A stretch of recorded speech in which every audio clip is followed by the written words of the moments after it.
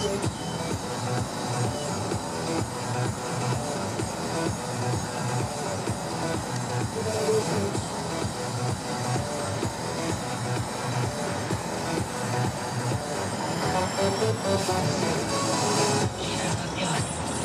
Казакевич и Лена Розак. Все говорят.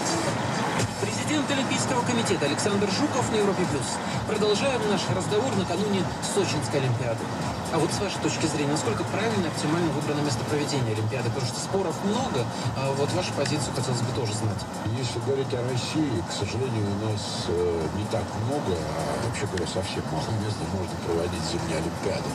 Многие удивляются, почему именно Сочи, вроде бы субтропики. На самом деле, одни из главных соревнований на любых зимних Олимпийских играх это соревнования по горным лыжам. И, например, такие дисциплины, как скоростной спуск, они требуют высоких гор. Реально высоких гор, потому что скоростной спуск, там, трассы длиной до 4 километров, с большим перепадом высот. Все это